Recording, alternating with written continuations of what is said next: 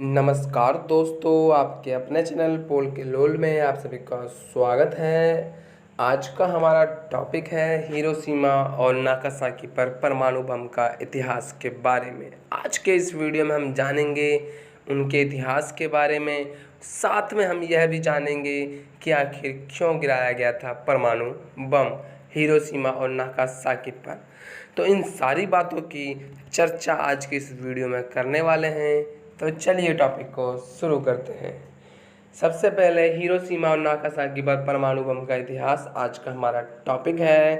तो जैसा कि 6 अगस्त 1945 को अमेरिका ने जापान के शहर हिरोशिमा पर परमाणु बम गिराया था। इसके 3 दिन के बाद 9 अगस्त को नागासाकी पर एक और बम गिराया गया था। इस वीडियो की बात मैं इसलिए कर रहा हूँ क्योंकि 6 अगस्त को इसकी 75वीं वर्षगांठ मनाई गई है, यानी परमाणु हमले को 75 वर्ष पूरे हो चुके हैं। और आज भी कहीं ना कहीं कुछ ऐसी चीज़ें मिलती है जो परमाणु हमले को दर्शाती है जापान के अंदर, इन दोनों शहरों में। तो चलिए आगे बढ़ते हैं। हिरोशिमा पर गिराए गए बम का नाम लिटिल बॉय था। जो हिरोशिमा पर बम गिराया गया था उसका नाम लिटिल बॉय था, और जबकि नागासाकी पर गिराया गया बम का नाम फैट मैन था। इसमें लाखों लोग मारे गए थे और जबकि प्रभावित भी काफ़ी ज़्यादा लोग हुए थे। और हमले के बाद कई लोग रेडियो एक्टिव काली बारिश की भी चपेट में भी आए थे। पिछले हफ्ते हिरोशिमा के जिला कोर्ट ने काली बारिश की चपेट में आए लोगों की पहचान की, साथ ही उन्हें सभी चिकित्सा सुविधा देने की बात कही थी। हमले से प्रभावित लोगों को फ्री मेडिकल ट्रीटमेंट दिया जाता है, जिन्हें जापान में हिबाकुशा नाम से जाना जाता है।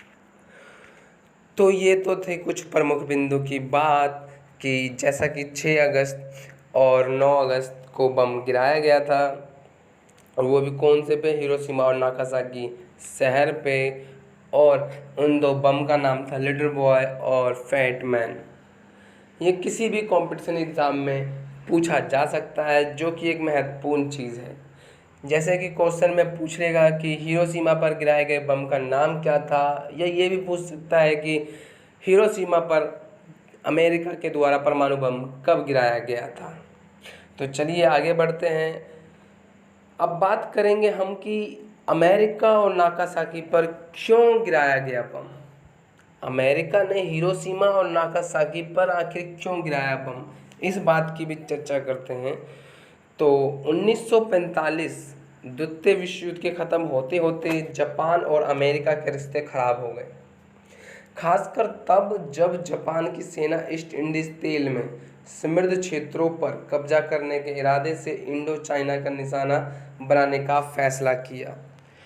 इसलिए अमेरिकी राष्ट्रपति हैरी ट्रूमैन ने आत्मसमर्पण के लिए जापान पर परमाणु हमला किया।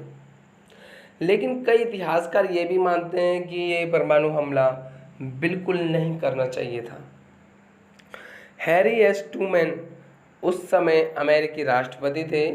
उन्होंने चेतावनी दी थी कि जापान या तो समर्पण करे या तत्काल और पूरी तरह से विनाश के लिए तैयार रहे।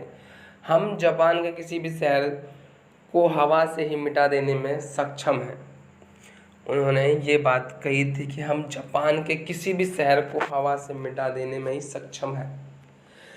एक इतिहासकार हैं, उन्होंने अपनी पुस्तक में ये जो परमाणु बम से अमेरिका के द्वारा हमला किया गया था, इसमें अमेरिका की ताकत को दर्शाने की बात कही थी।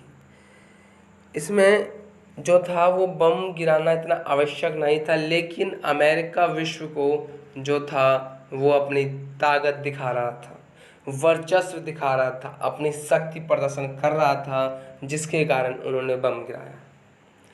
क्योंकि जो जापान था वो 25 जुलाई को जब ये बात कही गई कि वह आत्मसमर्पण करे तो वह तैयार हो गया था, लेकिन फिर भी 6 अगस्त और 9 अगस्त को परमाणु बम गिरा दिया गया। और उसके बाद 15 अगस्त को वह बिना किसी शर्त के आत्मसमर्पण कर दिया। और इसी के साथ सेकंड वर्ल्ड वॉर ख़त्म होता है। यानी सेकंड वर्ल्ड वॉर ख़त्म होता है और एक नया वर्ल्ड वॉर शुरू होता है जिसका नाम है शीत युद्ध। और शीत युद्ध क्यों शुरू होता है? क्योंकि जो अमेरिका था उसने किसी भी सहयोगी राष्ट्र से शायद ये समझना उचित नहीं समझा कि मैं क्या करूं। उन्होंने किसी को भी नहीं बताया और अचानक 6 और 9 को उन्होंने परमाणु हमला कर दिया। तो चलिए आगे बढ़ते हैं। 6 और 9 अगस्त को क्या हुआ इस बात को भी समझ लेते हैं कि 6 और 9 अगस्त को क्या हुआ था। तो 6 अगस्त को सुबह 8:15 बजे अमेरिका के इनोला के विमान ने हिरोशिमा पर पहला एटॉमिक बम गिराया और उस वक्त तापमान 10 लाख डिग्री सेल्सियस से भी ज़्यादा गर्म हो गया था। करीब 10 किलोमीटर तक सब कुछ जलकर राख हो गया। हवा की गति काफ़ी तेज हो गई। विस्फोट और थर्मल किरणों से बिल्डिंग के टुकड़े टुकड़े हो गए।